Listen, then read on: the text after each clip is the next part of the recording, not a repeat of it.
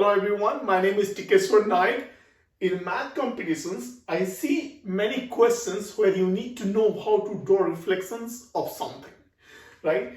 So these are usually easier questions if you know how to draw the reflections. Otherwise, I see many students making mistakes. So I wanted to make a separate video for this. So in this video, we are going to talk about basics of reflections, and then I'll give you some tips how to draw reflections of different things, and I'll also provide some worksheets for you to practice. All right, let's get going. Let's say this is a point. Okay, so the light from this point goes in every direction, and some fall on our eye, and that's how we see the point, right? Now, if I put a plane mirror in front of this point, some rays are going to hit the mirror and bounce back. And the way they bounce back is they follow the law of reflection. So this angle will be the same as this angle. This is called the angle of incidence. This is called the angle of reflection. So they are going to be the same. All right. And now if I look in front of the mirror, my brain will think that, because light travels in a straight line, my brain will think that, all the rays are coming from here, right? That means this point will feel like is here, right? So this point is a reflection of this point. And the question is, how do we find this point? Next, just to keep things clean, I have removed the other rays except two. So these are the two incident rays, these are the reflected rays, and these are the extension of it. Now, if we use the law of reflection and some trigonometry, we can show that this triangle and this triangle are congruent, meaning they are the same shape, same size. All right.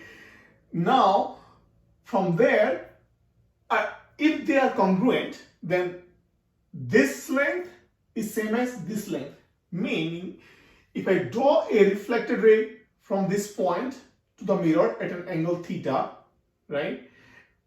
Then if I draw another line at the same angle and go the same distance, I will find that point. So that's how I'm able to find that point. In practice though, I do not draw a line at any arbitrary angle. I draw a line at right angle. All right, so this is the tip how we find the reflection of a point. Draw a perpendicular line to the mirror and then extend that line on the other side of the mirror. So if this distance is d, go the same distance here and we find that point. So that's how we find the reflection of a point. Now, I also talked earlier about the reflected rays and the incident rays. If you did not understand that, that's not a problem actually. You can forget about that for now. This is the key, to find the reflection of a point, draw a perpendicular to the mirror, extend that line. So whatever this distance, go the same distance here and you will find that point. So this is the key. All right, once I know how to reflect a point, everything else is an extension of this idea.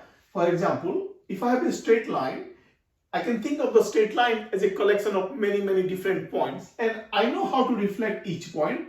And once I reflect each point, I'll get the reflected line. But actually there is an easier way.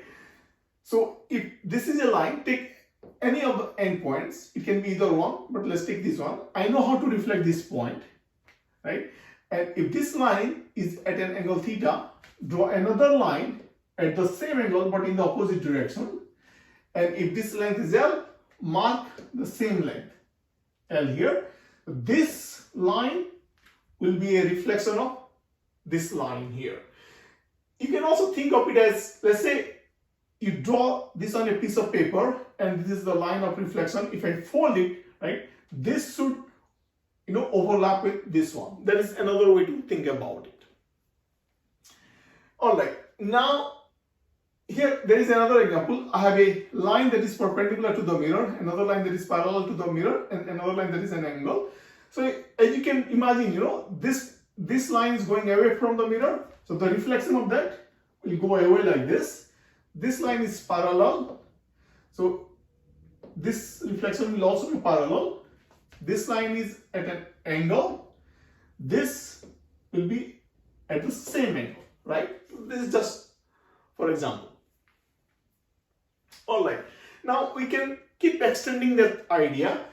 If I have a curved line, I can think of the curved line as a collection of many small straight line segments, right? And then I can reflect each of the straight line, which I already know. But again, there is an easier way.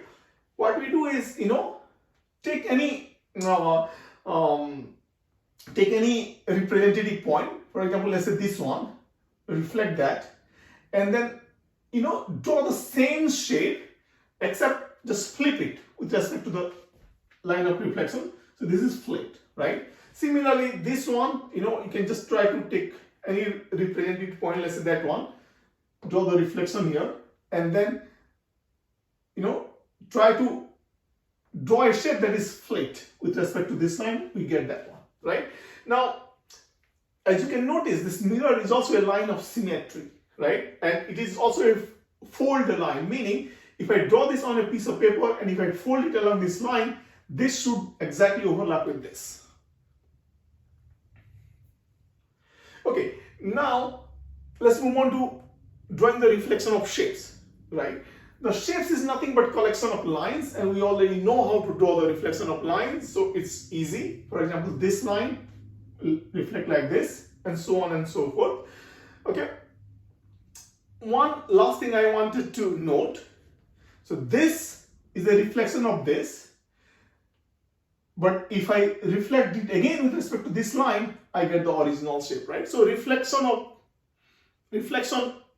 is the original shape. All right, so here, let's draw some of the examples. Let's say this arrow here, this is the mirror. So I first reflect this line, perpendicular and same distance, and then at the same angle, whatever this angle is, right? At the same angle and same length, right? So this is going to be the reflection of this line here. Similarly, we do it here. For this one, let me try to reflect this here, and whatever this angle, right, at the same angle and same length. So this will be a reflection of this, and the arrow will be like that, right? Here, I will try to reflect this point here, and then I see that this line will be this line will be this something like this will be like this will be like this will be like this, and this. So again, this will be reflection of this. If the line is slanted, it is little bit difficult, but let's try it. I will first, this line is parallel to this, which is easier, so I will first try to reflect this line.